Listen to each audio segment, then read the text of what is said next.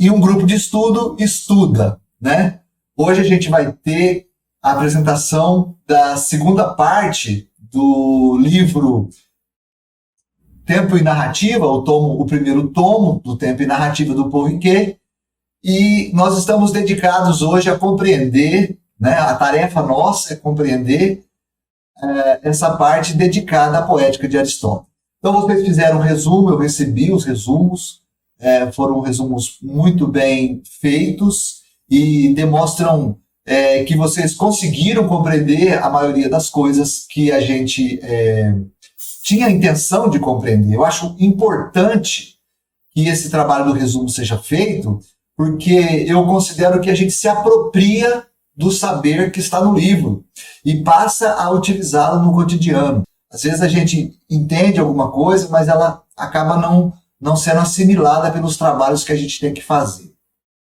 Então, eu vou insistir nesse resumo, e o nosso próximo encontro vai contemplar as 3 mimeses, que é a próxima parte, a parte que segue nesse primeiro tomo desse grupo de 3 livros que o Paul Ricoeur dedicou ao estudo do tempo, das relações do tempo com a narrativa.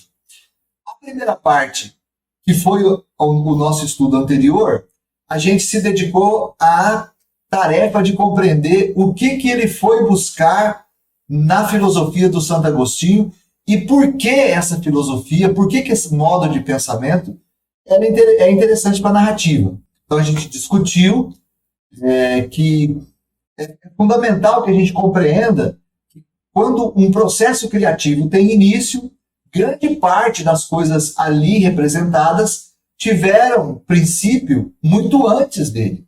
Né? E a gente se vale desse ambiente, né, que é a nossa própria memória, que é esse tempo, não o tempo cronológico, mas esse tempo que nós mesmos somos, esse tempo que está aqui conosco, das nossas experiências, das nossas pressões anímicas, das nossas pressões econômicas, políticas e sociais, né? E é importantíssimo que a gente considere este ser humano que se propõe produzir uma obra de arte. Da mesma forma que a gente não pode esquecer também o ser humano que se propõe compreender uma obra de arte. Então parece-nos que o Paul Ricoeur está empenhado nessa tarefa de nos dizer como que uma obra de arte alinhava esses elementos aparentemente tão díspares, que é o criador, o autor, o poeta, aquele que lê uma obra produzida. Parece que essas coisas todas têm uma singularidade abissal e, de certa maneira, a gente entende que é praticamente impossível unir essas instâncias todas. Então, nós nos entregamos a essa tarefa de ler o Paul Ricoeur e vocês leram muito bem. Hoje, então, a gente vai se dedicar a fazer essa exposição, vocês vão poder falar. Claro que a gente tem um teto aqui na internet, tem um limite, né, de apresentação, mas a liberdade é muito grande, pois nós estamos entre colegas. E é sempre muito bom ver vocês, claro. Então, eu instituí uma ordem alfabética na apresentação. A Juliane Santana Lopes é a primeira e a Vitória é a última. Entre um e a outra estamos com a Abdu Quebacila e a Elza, que está aqui pela primeira vez. Seja muito bem-vinda, Elza. Obrigada. Seja muito bem-vinda. Ela, se ela quiser falar, ela também terá seu espaço, né? Muito bem. Feitas essas introduções, eu passo a palavra agora para a Juliane para fazer a exposição dela acerca da leitura que fez. Pode falar, Juliane.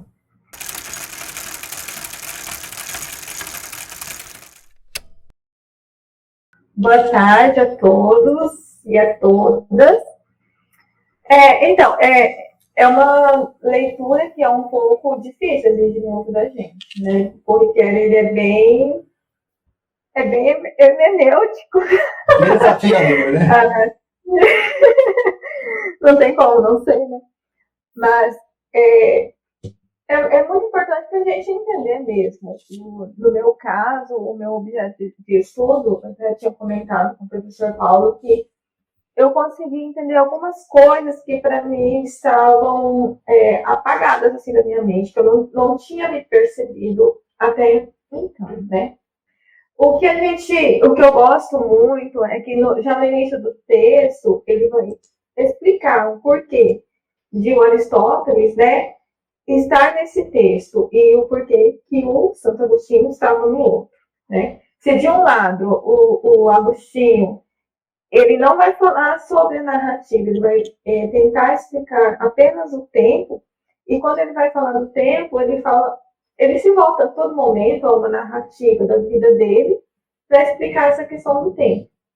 Já o Aristóteles não, o Aristóteles ele não vai tocar ao que cabe o tempo, né?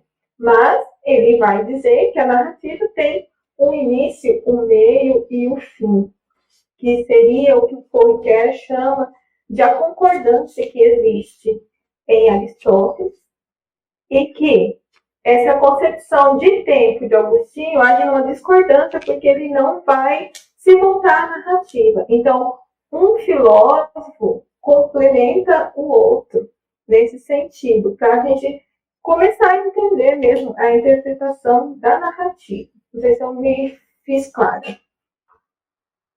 Por outro lado, né, ele vai lançar essa questão da teoria do mitos e da mímese, e a gente vai pensar como que ele consegue colocar a mímese como uma teoria abrangente, que não é mais, ele quebra aquele argumento platônico da mímese como a imitação ou a representação de uma realidade. Então, ele vai dizer que a mímese se torna, então, uma abertura criativa ficcional, né? E que já não é mais uma representação pura da realidade e nem uma imitação, porque não é uma cópia. É um outro olhar, um olhar criativo de alguém que se dedica a pensar uma obra, uma exposição que tenha já um sentido mais criativo, que não seja uma mera reprodução. E que essa teoria, né, ele vai até falar muito, que isso pode se estender a outros tipos de narrativa. Então, o que foi muito elucidante para mim, nesse caso, foi que eu vou estar tratando um documentário, né, e como é importante a gente conseguir, claro, que a gente tem algumas limitações, mas a gente consegue colocar essa teoria do Fourier em outros tipos de obra também, não somente, né, a literária. Que no caso também, como ele vai falar do Aristóteles, a gente pensar que, e na poética de Aristóteles, ele vai tratar gêneros específicos, né, que condizem com a época do autor. Então, ele vai tratar sobre a comédia, né, sobre a tragédia, e que hoje nós temos inúmeros gêneros, e que nós podemos utilizar essa teoria, né, do Aristóteles em diversos gêneros, em todos os tipos de narrativa. E também como que a gente consegue entender essa relação da mímese com o mitos dentro da narrativa, né? Que ele vai chamar de prática mimética, né? Que seria a junção. De um lado, a mímese ela diz uma representação criativa de uma dada realidade, e o mito já está mais condizente com a organização dos fatos dentro da narrativa. E que tudo isso seria uma prática, né, poética de quem faz uma obra, né? Acho que eu já falei da concordância, né? Aí ele vai falar também que existe uma sutil discordância em Aristóteles. E assim, a gente volta muito nesses termos e a gente acaba às vezes se confundindo um pouco, né? E às vezes fala que concorda, que não concorda, mas como que isso acontece, né? Em relação à teoria do tempo de Agostinho, o Aristóteles, a sutil discordância que tem se dá mais no gênero da tragédia, né? Porque pressupõe um início, um meio e um fim, que seria a causa daquele acontecimento, o que aconteceu e o que finalizou com aquilo, né? No caso da tragédia. E que Agostinho, as concepções que tem de Agostinho, ele não existe o fim nem o começo, né? Existe só aquele tempo que está presente, o passado que está no presente, o futuro que está no presente. Então, essa seria uma sutil discordância, mas é sempre assim, na tessitura narrativa. Então, é muito importante, acho que para nós, que agimos criticamente em cima dos textos literários também, pensarmos, né, a teoria sempre na tessitura da narrativa, tentarmos provar esses pontos de vista dentro da narrativa e não exterior a ela. Eu não sei se eu me fiz clara, mas tá bom? Ótimo, tá aí. Perfeito. Isso nos ajuda. Eu anotei as coisas aqui para a gente conversar, seguir conversando, né? Mas, então eu não vou falar agora, né? Mas, quer dizer, eu vou falar agora, porque eu não consigo ficar calado. Mas a ideia de artificialidade que você trouxe também, né? De que o texto é algo artificial, né? Me parece muito importante isso que você disse. E outra questão também que eu não tinha observado e que você colocou, mas a gente vai discutir melhor, é a questão de como Santo Agostinho não é literato. E por que motivo ele se encontra em um livro que discute literatura. Me pareceu ser um caso assim muito importante de ser pontuado, né, e que você trouxe bem. Mas eu vou passar a palavra agora ao Abdu.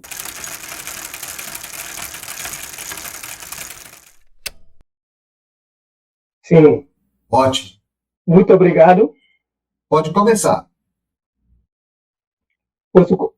Ok, tá bom.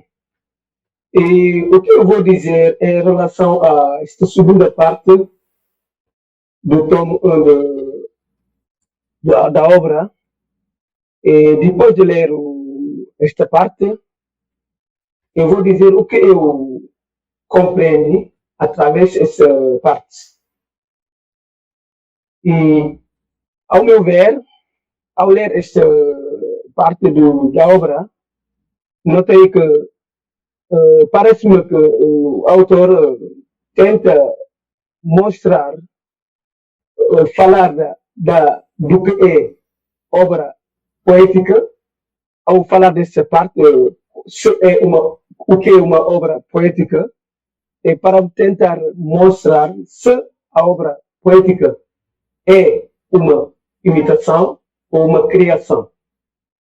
E a segunda observação que eu fiz é saber qual é a finalidade desta abordagem literária. Para que serve, quer dizer, uma obra poética. E estas duas observações que eu fiz, o que é obra poética, e a segunda é para que serve esta abordagem literária. Primeiro, ao falar o que é obra literária, o que é obra poética, se é uma imitação, primeiro, porque ao falar de imitação, Aristóteles, na sua explicação, mostra que numa obra poética existem características de outros tipos literários, como tragédia, romance, etc, etc. E, neste caso, ao falar de imitação, quando estas características que existem nas outras abordagens literárias já aparecem na obra poética, já logo podemos considerar estas abordagens como sendo uma imitação ou uma, como se diz, uma imitação. E porque ao criar este gênero literário, o autor, o escritor, vai de vez em quando basear-se sobre coisas ou situações da realidade. E o que me leva a dizer que num lado, podemos considerar essa abordagem literária, que é a abordagem poética, como uma imitação. É a minha compreensão. A segunda característica que consiste a saber se, além de ser uma imitação, mas também essa abordagem que é a poética pode ser também entendida como uma criação. Não vai ser só uma cópia da realidade, mas também é uma imaginação, é uma criação, por ser especial do criador, ou do poeta mesmo, que vai, através dos conhecimentos, a partir de certas realidades, vai ter uma outra maneira, uma outra visão, para que ela possa criar o seu pequeno mundo em que eles vai exprimir ou dizer os seus pensamentos. E nesse contexto, podemos dizer que é uma criação. Não é só imitação, mas ao mesmo tempo podemos lá notar certos aspectos de uma criação, algo que é particular ao escritor. É por isso que eu penso que podemos ao mesmo tempo considerar a obra poética como sendo uma imitação do lado e do outro lado uma criação. E nesta abordagem que é ao mesmo tempo imitação e criação, o autor, o poeta, vai criar esse mundo que vai permitir ao espectador, o leitor, ao ler esta abordagem ou ao assistir a estes cenários que podem ser também teatralizados, o espectador ou o leitor vai ter uma espécie de ligação, de conexão entre o que ele está a ler ou a ver e ele. E a partir dessa ligação, a partir dessa conexão, o leitor ou como se diz, o espectador vai até ter, quer dizer, esta criação pode criar no leitor ou no espectador um espírito ou sentimentos que levam este último a ter uma reação. E neste contexto, o leitor ou o espectador não vai ser um agente passivo, mas deve ser também agente mesmo, vai ser uma espécie de, vai levar mesmo o autor a agir, não vai ser um ser que não vai agir, mas ao contrário, isso pode levar mesmo o leitor ou o espectador a ter uma posição em relação à informação que ele tem depois de ler ou assistir a estes. É por isso que nós consideramos a obra poética como uma abordagem literária. Para concluir, é uma obra literária que é, ao mesmo tempo, como se diz, imitação e criação. E essa criação e imitação pode ter como finalidade criar, suscitar um espírito ao nível do leitor ou espectador,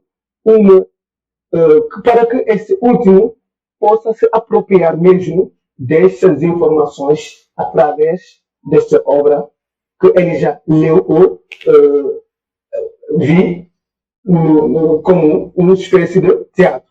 É a minha compreensão dessa segunda parte da obra.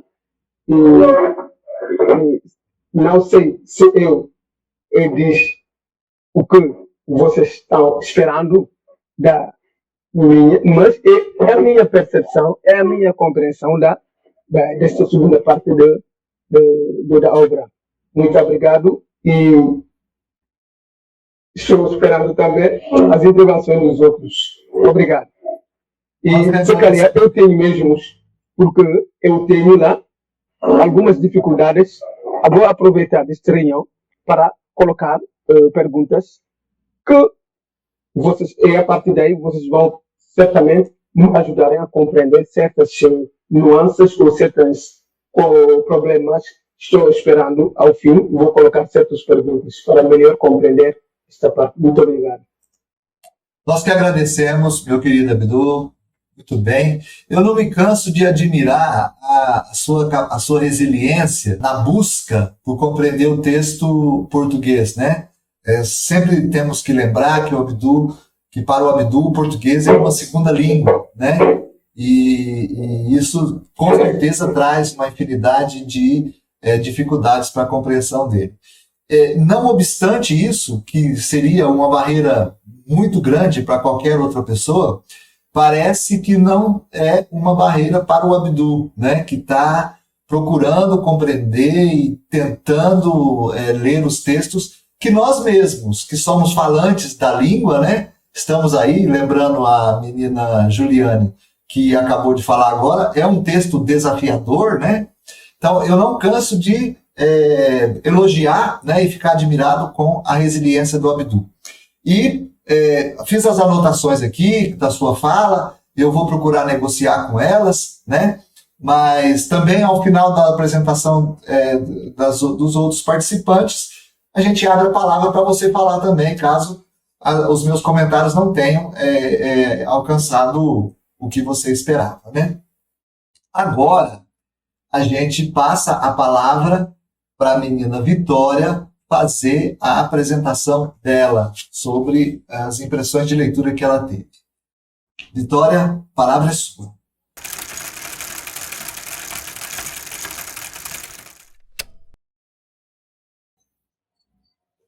Oi, gente, boa tarde. Eu não entendi muita coisa no texto, porque é um texto bem difícil assim de compreender, então eu fiquei com a sensação de que tinha muito mais para absorver ali. Mas assim, os pontos principais que eu peguei aqui foi a distinção, né, do mitos e da mímese. Inclusive, tem uma certa diferença ali nos termos, parece, de uma tradução para outra. Sim. Né? Então eu meio que peguei um pouco de cada, né? Então, aqui nós temos o que é bem interessante é esse caráter operatório desses conceitos, né? Mais do mitos também, porque tem essa organização, né, dos eventos narrativos no sistema, que no caso é o mitos, e eles se consolidam como operações porque a atenção não é o sistema em si, mas sim o agenciamento desses fatos em um sistema. Então, o autor ele chama muita atenção para o agenciamento e não para o sistema.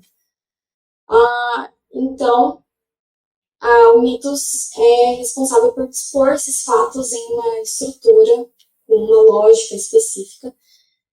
E também ele fala um pouco sobre a definição de poética, né, essa composição de intrigas. E a mimesis, ela tá para a composição, pelo que eu entendi, né, talvez eu esteja falando besteira também. Então, deixa eu ver. A mimesis, ela tá para a composição, assim como o mitos tá para essa disposição dos fatos. Então, esses conceitos, eles se consolidam enquanto operações e não como sistemas em si. Depois o autor ele fala sobre o conceito de tragédia, de acordo com Aristóteles, que se divide em 6 partes. Então, a gente tem a intriga, os caracteres, a expressão, o pensamento, o espetáculo, o canto. Talvez tenha um pouco de diferença nas nomenclaturas ali de uma tradução para outra. Então, o autor dividiu, né, em dois aspectos, essa hierarquização da intriga, né, dessas partes da intriga. Então, na primeira forma de hierarquizar esses elementos, a gente tem o objeto, o meio e o modo. Então, o objeto é o que o que é representado, né? Então, compreende a intriga, os caracteres, o pensamento. Depois ele fala do meio, o porquê, ou seja, através do que representa-se. Então, a gente tem a expressão e o canto, o modo, né, como isso é representado, e ele fala, né, do espetáculo nesse quesito. E depois tem a segunda forma de hierarquizar esses elementos, que é pela ação. Então, a ação, no caso, ele fala que é o correlato da atividade mimética regida pelo agenciamento dos fatos em sistema. Então, essa ação, dentro dessa definição, ela vai ser o foco da tragédia, pelo menos ao primeiro momento. Depois ele discute isso e isso muda um pouco. Então, a ação ela é tomada como esse elemento principal, que vai ultrapassar os caracteres e os pensamentos, né, que são coisas relacionadas aos personagens. E essa ação que vai provocar as reações dos personagens. Então, para Aristóteles, mitos, né, esse agenciamento dos fatos, é o que da mimesis. Ele conecta esses dois conceitos. Depois ele fala sobre a diferença entre tragédia, epopeia e comédia. Ele vai diferenciar esses três elementos usando umas exigências, né? Então, uma hora ele vai aproximar a tragédia e a comédia, outra hora ele vai aproximar a epopeia e a tragédia, então ele vai fazendo essa diferenciação. E a primeira exigência que ele fala aqui é a proximidade entre epopeia e tragédia, que se diferencia da comédia pelos caracteres, né, esses elementos dos personagens, que importam mais do que a ação em si. Então, a tragédia ela vai representar esses personagens mais elevados, e a comédia traz esses personagens menores, tudo isso falando eticamente. Depois ele fala de uma outra exigência restritiva, que vai unir a tragédia e a comédia ali, que é o gênero narrativo. Enquanto a tragédia e a comédia vão se estabelecer ali como gêneros narrativos, a epopeia ela vai ser uma espécie narrativa. Então ele vai discutindo esses três elementos, uma hora ele aproxima eles, outra hora distancia, mas tudo migra para a aproximação desses três. E também ele fala nisso sobre o drama, que é o posicionamento do poeta diante do que ele vai narrar. Então, o poeta ele pode narrar a história, transmitindo suas próprias características narrativas, ou ele pode tomar um personagem para ser o narrador. Então, nesse caso aí que entra o drama, a dramatização, né, que o poeta ele vai se colocar na pele de um dos seus personagens e vai traçar essa narratividade. Então, todos esses elementos que o autor traz para a tragédia e para a comédia também podem acontecer na epopeia. E a última exigência, que ele diz que, inclusive, não é uma exigência como as outras, ele coloca a ação, essa relação entre a ação e os caracteres, né, os caracteres que tem relação com os personagens, colocar esses dois elementos como interdependentes, daí que muda essa relação. Então, aqui fala que a ação ela vai ser muito importante para desenvolver os personagens, para desenvolver essas características dos personagens. Então, sem ação, não haveria tragédia, porque a tragédia, a tragédia ela pode acontecer sem os caracteres, mas ela não pode acontecer sem a ação. Então, o caráter dos personagens estão subordinados a essa ação da narrativa. Depois ele fala também da teoria do mitos trágico. Inclusive, Aristóteles, ele não se fala. O mitos não está só voltado à tragédia. Né? O mitos ele abrange tudo, mas ele vai trazer essa relação entre mitos e tragédia em um certo momento para criar uma teoria. Então, essa relação ela é traçada e é como se fosse uma representação invertida da Dissension Anime do Agostinho, do Santo Agostinho. E o Mitos Trágico, ele representa uma extensão que vai possibilitar a mudança do estado das coisas. Então, essa extensão da narrativa, né, essa extensão que é propriamente temporal, ela pode transformar a felicidade em uma infelicidade. No caso das tragédias, né, a gente tem um exemplo bem claro, né, em Romeu e Julieta, em que eles eram felizes no começo e depois os acontecimentos vêm e causam essa tragédia final. Então, tudo isso é possibilitado pela extensão da narrativa.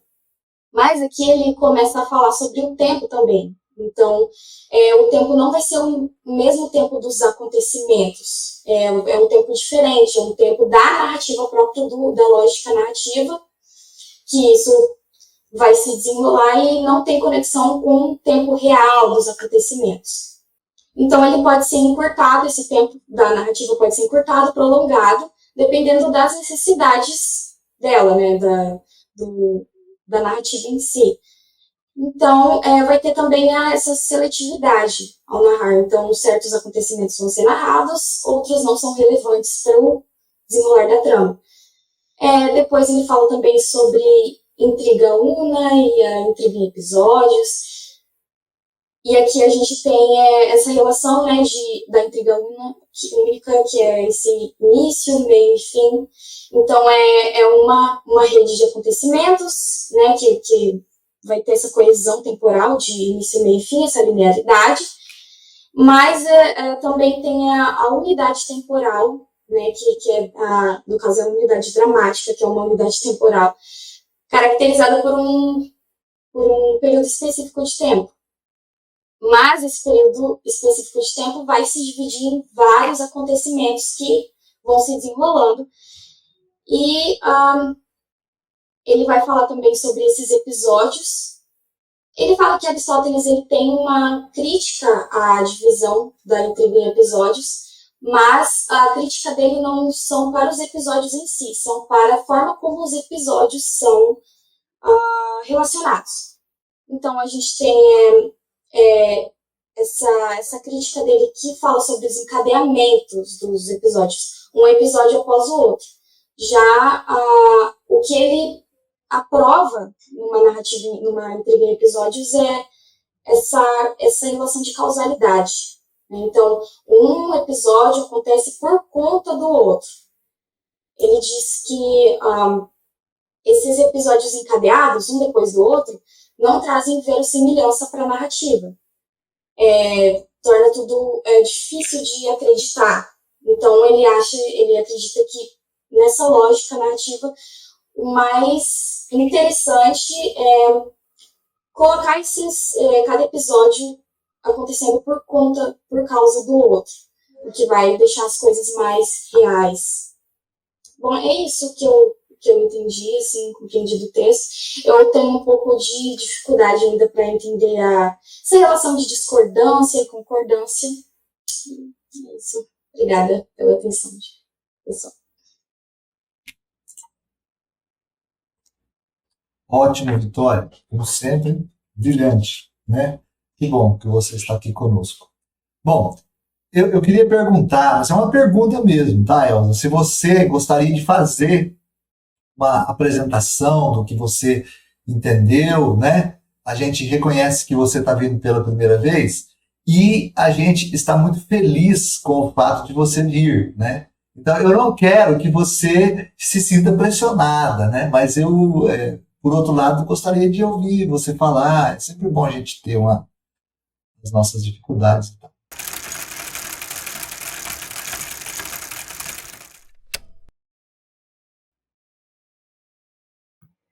Certo, professor. Eu não consegui fazer anotações, mas eu fiz digamos assim, por enquanto ficou só na minha cabeça, né? Tem muitos conceitos aí que a gente tem que pensar, né? Verossímil, mimesis, mitos, É interessante que nessa tradução aparece escrito mutos, mas aí a gente já encontra a versão em espanhol, tá mitos. Isso. Né?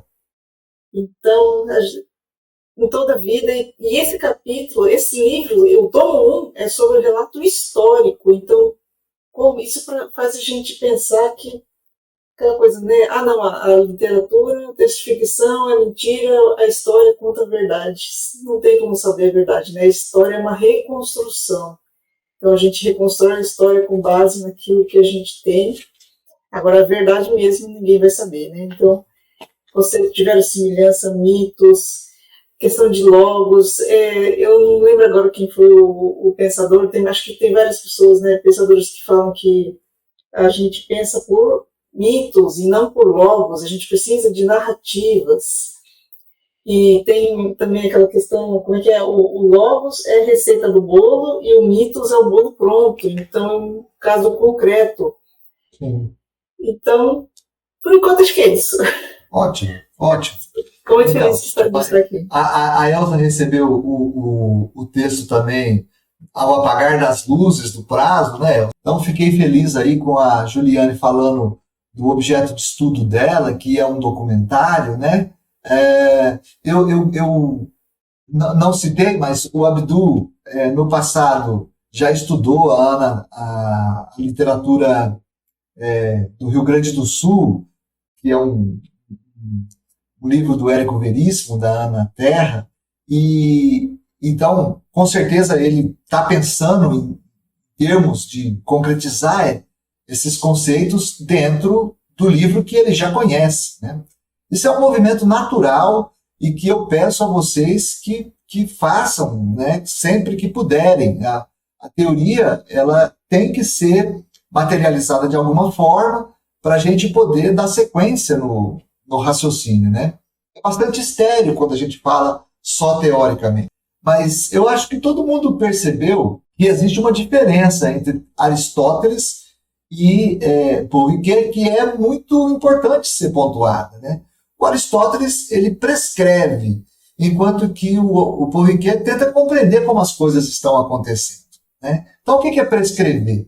É dizer, olha, para que uma obra tenha um elevado grau de qualidade, ela precisa obedecer os seguintes aspectos. Aquela obra que, porventura, não traga esses aspectos, então ela, no entender do Aristóteles, ela perdeu qualidade. Entende? Então ele diz, olha, para uma boa obra acontecer, é necessário que ela tenha essas qualidades, né? Já o Paul Ricoeur está procurando compreender por que Aristóteles age dessa forma, o que estaria envolvendo as decisões que o Aristóteles toma sobre a obra de arte. E aí ele tenta entender, claro que descontando a diferença temporal que existe entre um filósofo e o outro, né? Ele tenta descontar ali esse tempo na tentativa de compreender algo que seria essencial para nós, né? Para o nosso tempo. E eu acredito que o estudo do Paul Ricoeur é muito importante para todo mundo que estuda narrativa, porque ele é uma teoria que serve para todo objeto que cair em suas mãos e que exija uma leitura. Então, eu acredito que é muito profícua a teoria para essa finalidade. Então, quando a gente tenta estabelecer uma distância entre o Ricoeur e o Aristóteles, temos que pensar, né? O que o Aristóteles está chamando de epopeia, tragédia, comédia, né? Essas coisas, quando vão chegando próximas da gente, elas vão se misturando, elas não mais ficam com essa qualidade tão distinta. Já temos comédias que a gente chora e que existe muita tristeza dentro da narrativa. É difícil uma epopeia no sentido heróico da Ilíada e da Odisseia, né? É difícil no nosso tempo, né? Só mesmo os filmes assim hollywoodianos de super-heróis. E existe uma coisa que o Abdu tocou, né, na exposição dele, que eu acho importante e que tem a ver com essa distância que a gente está tentando imprimir entre a leitura que o Paul Ricoeur faz e o próprio Aristóteles. Que ele confessa, eu não vou fazer um estudo do Aristóteles, eu vou comparar as duas coisas. E a Juliana explicou bem.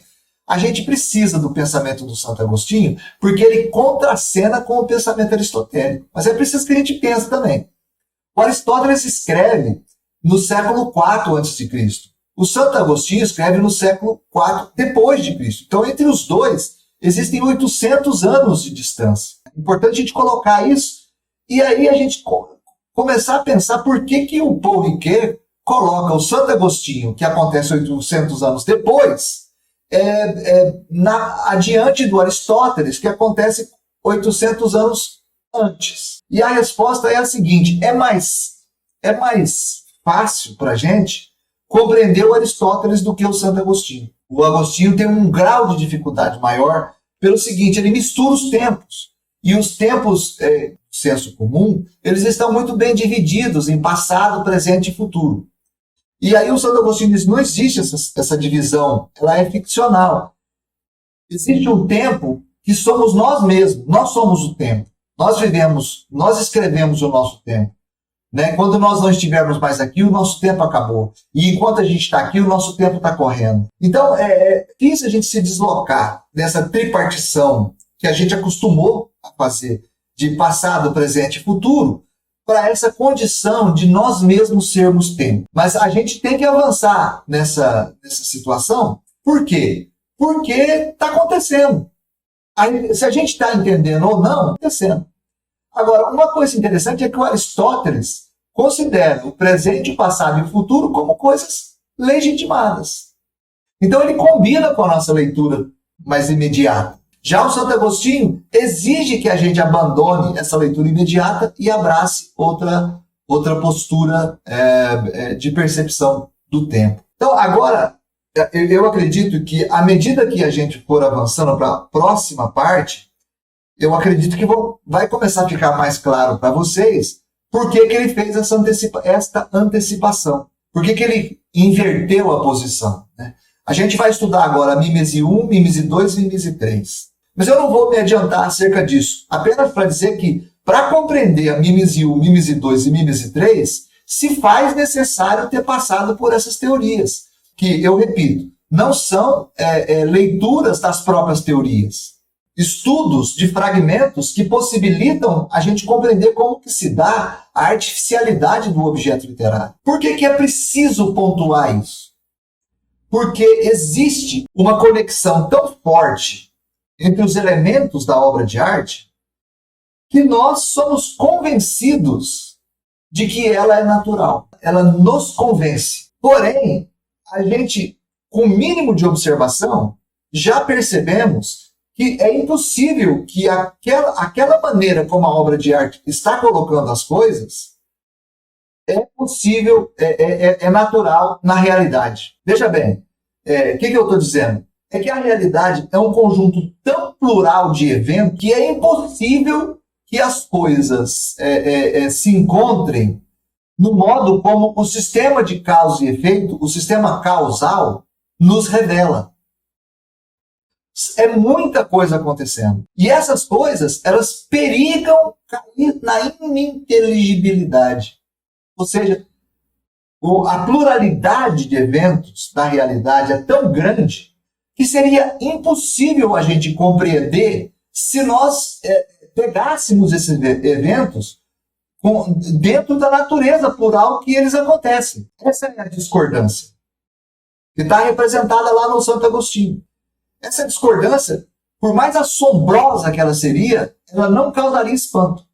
Olha que coisa absurda. Não causaria espanto, porque o espanto precisa de uma certa ordem. Você se surpreender com alguma coisa, você tem que estar preparado à discordância. Então, o que a narrativa faz? A narrativa, ela organiza essa pluralidade de eventos, ela faz um recorte dessa pluralidade de eventos e traz para dentro de si e imprime uma concordância nessa pluralidade.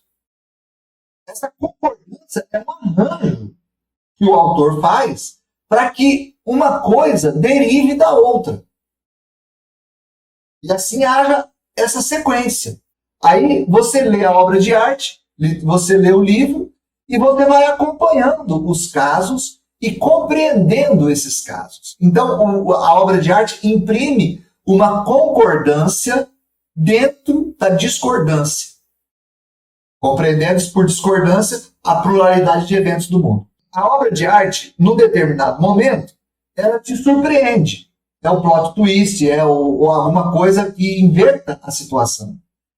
E aí você é tentado a pensar que aquele acontecimento que inverte a sua expectativa, que te surpreende, ele foi casual.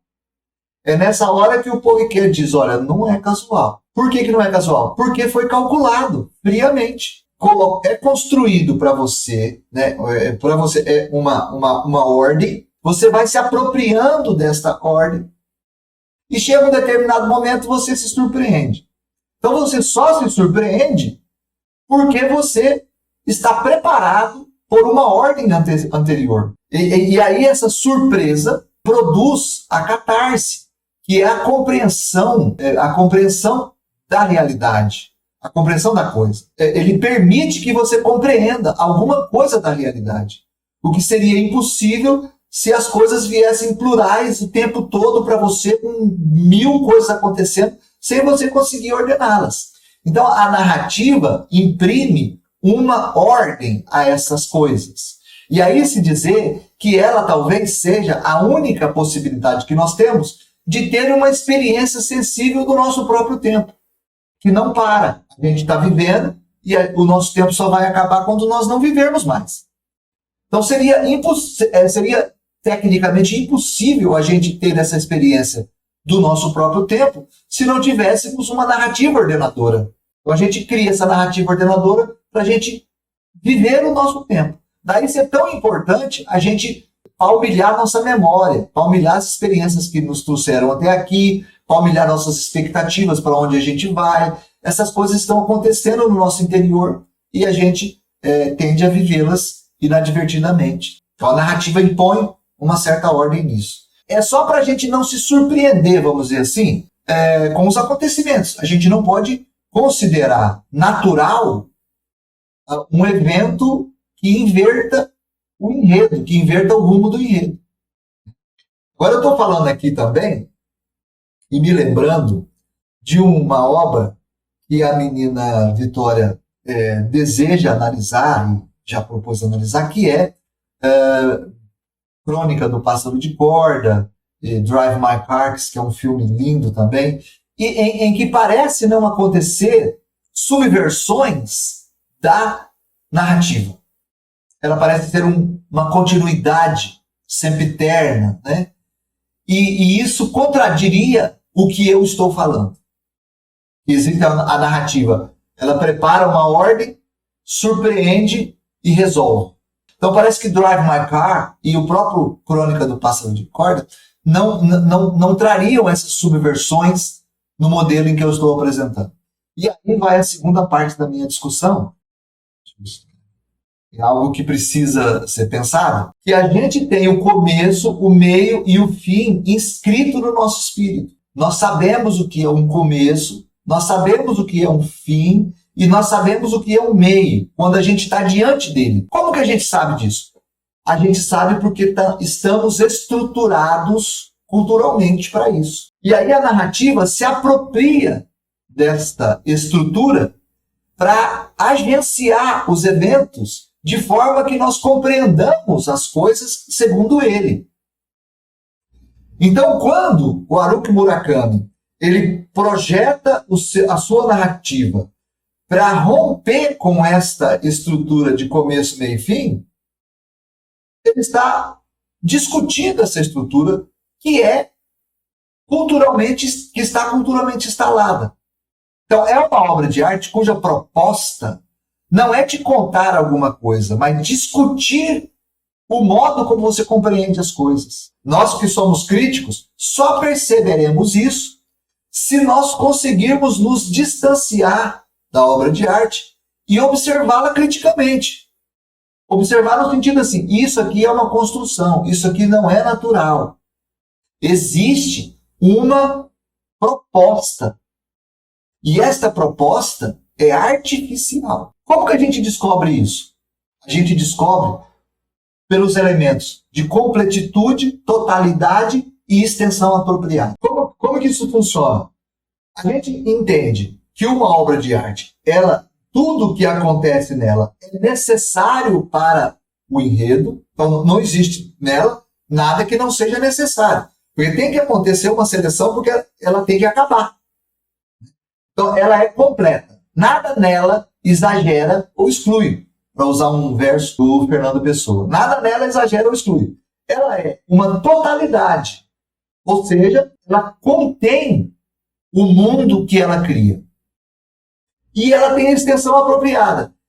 O mundo criado é suficiente para te contar essa história. Partindo dessas premissas, que são estruturais, nós utilizamos as ferramentas para alcançar o nosso propósito. A proposta do objeto estético. E aí o autor vai administrar o que ele tem à mão para construir essa ideia. Então, quando a gente está estudando como os autores administraram esses elementos que eles possuem para inseri-los dentro dessa estrutura que está conosco desde que aprendemos. Então, os autores eles ficam tentando colocar dentro do começo, do meio e do fim as coisas que eles dispõem, porque eles já contam com isso. Então, quando a gente vê no Drive My Car a dificuldade de se enxergar o meio ou o final, é porque isso já está sendo discutido, uma coisa que não estava sendo discutida por Aristóteles. Aristóteles estava em paz com isso, né? E é por isso que ele briga com as intrigas unas e os episódios. Uma intriga una, ela tem começo, meio e fim bem determinado. Aí tem obra que é episodal, ou seja, ela é distribuída em episódios. E esses episódios, eles não combinam entre si. O Aristóteles vai dizer, então, perdeu-se a qualidade. Porque tem que combinar, né? Tem que combinar. Por que tem que combinar? Porque essa estrutura está inscrita no espírito ocidental, de começo, meio e fim. E aí surge uma pergunta que está dentro da exposição do Abdu. Qual seja, a obra de arte é uma imitação ou ela é uma criação? Essa dúvida, vocês vão enfrentá-la, vocês vão enfrentar de hoje até o final dos tempos. Mas uma pergunta é importante de ser feita. Se a obra de arte imprime uma ordem nos elementos que eles naturalmente não possuiriam, isso significa que a obra de arte é algo que se destaca dos milhares de eventos que ocorrem na realidade. E imprime esta ordem à revelia dos acontecimentos. Então nós podemos dizer que o que acontece dentro de uma obra de arte nunca aconteceu na realidade. Mas por que nunca? Porque ela recorta e ela ordena. Não é isso que nós estamos falando? Se ela recorta e se ela ordena, aquilo que é recortado está sem uma quantidade enorme de elementos. E se ela ordena, esses elementos não tinham essa ordem na realidade. É simples. É muito básico. Mas é assustador. Justamente por ser tão básico. E eu estou para dizer que mesmo na história, o que está dentro de um relato histórico está amputando partes consideráveis da realidade. Para tornar aquilo inteligível para nós. Ao mesmo tempo, isso que está ordenado, ele é extraído do conjunto de elementos reais que está se dando ali na realidade, adiante do Criador, adiante do autor. Então ele é uma queda de braço entre imitação e criação, que eu acredito que a criação ganha. A criação ganha porque, por isso que eu estou dizendo, ela nunca é o que aconteceu na realidade, né? E uma última questão, que eu acho importante também de pontuar, e que eu acho, sim, que todos vocês, de uma certa maneira, tocaram, né? O par mímese e mitos. Eu achei essa divisão fantástica. Eu jamais imaginaria que ela aconteceu sem o Paul Ricoeur. Por quê? O mitos é essa ordenação que a gente dá para os elementos que a gente traz da realidade. Essa ordem. É a ordem narrativa. É isso que significa a palavra mito. Certo? Ele é uma narrativa. E essa narrativa tem que ter uma ordem. Certo? A mimesis é o fato desses elementos se parecerem demais com a realidade. De parecerem terem sido extraídos dela. É uma divisão que resolve uma quantidade enorme de coisas que a gente tem que enfrentar quando analisa uma obra de arte. Uma coisa é a ordem que a gente imprime dos elementos, e outra coisa muito diferente é o fato desses elementos serem verossímeis. E por último, se não for bem ordenado, a gente não acredita. Então o que a gente tem que extrair dessa afirmação? É preferível o verossímil, que é possível, ao possível, que é incrível. É uma frase aristotélica. Isso é muito importante, porque nos relata que a obra de arte consegue atingir nosso coração, consegue mobilizar nossa atenção, provocar nossos sentimentos, porque ela tem lógica interna. Ela tem uma ordem lá dentro, que nós resgatamos porque convivemos com essa ordem. Acho que eu toquei na questão colocada ali de concordância e discordância pela Vitória, falei da questão da oposição entre criação e imitação, que está dentro da exposição do Abdu. Falei da questão da verossimilhança, que é a parecência com a verdade, que está ali presente na boca da Elzinha. E, por fim, também toquei na questão da artificialidade, a capacidade de a gente entender o objeto estético como um artifício, como um artefato, o que nos permite, o que nos faculta a possibilidade de compreender o seu modo de construção e, assim, ampliar um pouco o nosso olhar, que está dentro da exposição da Juliana. Professor, excelente. Obrigado. Pensando na sua fala, né, eu pensei nessa questão, por exemplo, a cinebiografia. É um mito, mas a gente pensa que é um relato histórico, né? Mas aquilo é uma criação. E outra questão, a questão dos folhetins. Por que os folhetins, né, são considerados inferiores a um romance inteiro, né? Como se os fatos do cotidiano... Dá a impressão que os folhetins trabalham com fatos do cotidiano. Eu estou misturando com crônica também, né? Mas existe uma discussão que o folhetim é inferior a um romance inteiro, porque o folhetim se constrói em episódios, né? Legal. Então, mas eu acho que essa questão da cinebiografia que você trouxe, né, é muito discutida, assim, é uma questão que também toca o romance, né? Será que a biografia é um relato histórico? Será que ele é literário, né? Será que o documentário que a Juliane vai estudar, ele flerta com a verdade ou ele flerta com a literatura? É uma questão muito densa mesmo, mas que esta discussão cabe dentro do que a gente está estudando. Se a gente conseguir estabelecer uma distinção entre o que é mito, né, da narrativa, a ordenação dos elementos, você vai ver uma cinebiografia, você vai ver que cena que foi apresentada primeiro. O que aconteceu no metade do filme? Como que ele acabou? Minutos antes dele acabar, o que aconteceu? Se você conseguir estabelecer, analisar isso, e conseguir compartimentar esses elementos, e aí já vai uma sugestão para a Juliane, né? Compartimentar, você consegue observar detidamente como que foi construída a narrativa para convencer você da verdade dos fatos. Então tem que apresentar um começo, tem que apresentar um problema, tem que trazer uma discordância desse problema, tem que trazer uma discussão, né? E aí finalizar isso, vamos dizer assim, reportando-se a tudo isso que aconteceu. Então isso é um trabalho que você tem que compreender fazendo as compartimentações que a semiótica sugere, por exemplo, né? É um trabalho. Quando você observa isso, você coteja isso com a realidade. Será que aconteceram daquela maneira? Né? A resposta mais óbvia é que não, né? A pessoa pensou em como apresentar para você a história. Se ela apresentou e ordenou, então já está distante. A Vitória levantou a mão, pode falar. Eu tive uma disciplina com o professor Gregório que ele falou bastante sobre isso, essa distinção entre literatura e história.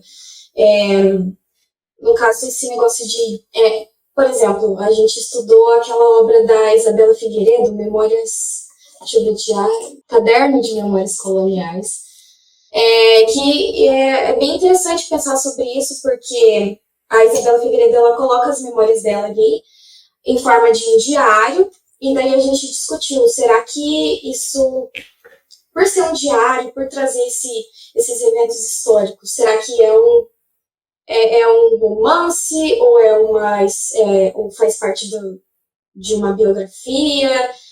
Será que tem essa distinção? E a gente chegou à conclusão de que é uma mistura disso, porque tem os eventos históricos misturados com ficcionalização, com literariedade, porque é o seguinte, ela seleciona os acontecimentos, ela faz um recorte da realidade dela. Inclusive tem um fragmento que ela fala que ela é uma...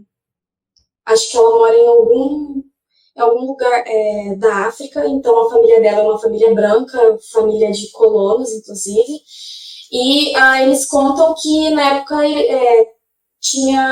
as crianças brincavam com cabeças de pessoas decepadas e tipo, eles jogavam bola com aquilo.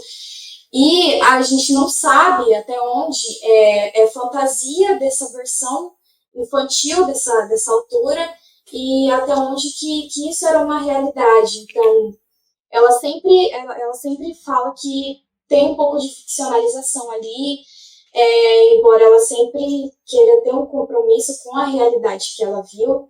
Então, a gente pode até fazer uma relação com a psicanálise relacionando com literatura e história, que, assim, ela faz um trabalho de interpretação ali, uma interpretação da vida dela, da vivência dela, e é um relato. Então, a partir disso, ela já faz uma interpretação de tudo. E a interpretação, dentro da psicanálise, já é uma forma de você trazer um pouco de literariedade para o seu relato.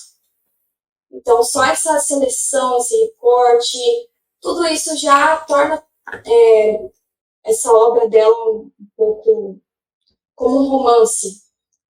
Talvez um romance histórico, autobiográfico, alguma coisa assim. Perfeito. É isso mesmo, Vitória. E eu acho que vocês têm que levar essa discussão para a próxima leitura. Né? Nós vamos ler as 3 Mimeses. Nós precisamos compreender que a memória é já uma imitação da realidade. Porque parece que isso, na discussão, parece desaparecer da discussão. Como se a memória fosse algo que fosse mais original, fosse o encontro com a realidade propriamente dito, ao passo que a ficção seria uma invenção sobre este encontro. A impressão que se tem é que nós fomos a um lugar original. Essa impressão deve desaparecer. Por quê? Quando a gente vai para a memória, nós vamos para uma mímese. Nós não estamos indo para a realidade. Não há realidade a ser alcançada por nada que é relatado na narrativa. Não há realidade neste sentido de cópia do que aconteceu. Isso é importante que vocês levem para a próxima leitura. Agora, eu queria voltar também num outro aspecto. Nós temos uma crise com o folhetim. Claro, você colocou bem. Memórias do Sargento de Milícias, por exemplo, foi escrito em folhetins e ele fez muito sucesso enquanto folhetins e não fez tanto sucesso assim enquanto livro. Mas o interessante do folhetim, que eu gostaria de trazer para a discussão, é que ele contracena com a tripartição que o Aristóteles faz e que é prescritiva até hoje. Que se a gente não for crítico em relação a ela, ela continuaria valendo. A literatura trata de coisas nobres e se não tratar de coisas nobres, ela perde qualidade. Então, o que é nobre? Para o Aristóteles, a nobreza era os grandes guerreiros, os homens eticamente defensáveis. Além da moral do tempo dele não ser a única moral possível já no tempo dele, essa mesma moral mudou muito de lá para cá. As mesmas prerrogativas morais que um dia ele teve. Então, o que é este homem que sobrevive nessa sociedade? Então, se antes era um homem que vencia as coisas do mundo, que era um guerreiro, que ele pegava as suas habilidades e conseguia vencer as dificuldades da vida, depois de um certo tempo, talvez século XIX, a gente já começou a perceber que existem homens que não vencem nada na vida, que não conquistam grandes coisas, mas que sobrevivem à custa de um mundo desequilibrado. Este homem se tornou um herói. E até essa ideia que eu estou passando para vocês também já é uma ideia um pouco ultrapassada. E existem outros heróis do nosso tempo.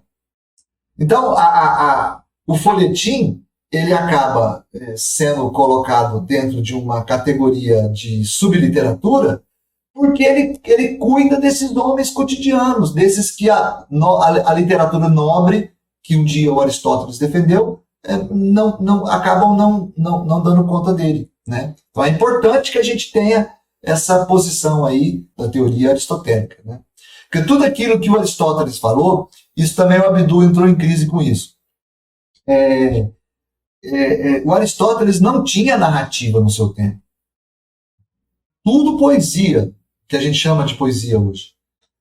E melhor, talvez a presença da música era muito maior do que a da própria letra. A narrativa como nós conhecemos aconteceu muito tarde na sociedade ocidental, quando a gente toma o Aristóteles como princípio, né? Ele fala da literatura, mas a literatura que ele dispõe é a poética, é a musical só. Vai levar um tempo enorme para essa literatura se transformar. Talvez final do século XVIII, começo do século XIX, é que a gente vai ter uma narrativa com foros de dignidade, com dignidade suficiente para ser chamada de literatura. Até então era subliteratura mesmo. O que era literatura era a poesia. Então a gente tem que fazer essas distâncias para a gente compreender, por exemplo, por que o Abdu fala tanto da poética como se ele estivesse falando da poesia, porque ele está falando da poesia. Mas quando a gente estuda no nosso tempo, tudo isso se transformou também em narrativa. E existe uma diferença entre o discurso poético e o discurso narrativo, que é enorme, que todo mundo sabe. O discurso poético é mais musical, ele é mais. Ele é disposto em versos, né? E a prosa não tem tanto cuidado assim com a musicalidade, né? com a sonoridade das palavras. É isso. Um grupo de estudo estuda. Eu sou muito grato a vocês por estarem aqui comigo, né, estudando. Gostei dos seus resumos. O grupo de estudo Interartes é formado pelas presenças vivas de vocês e isso me dá muita alegria.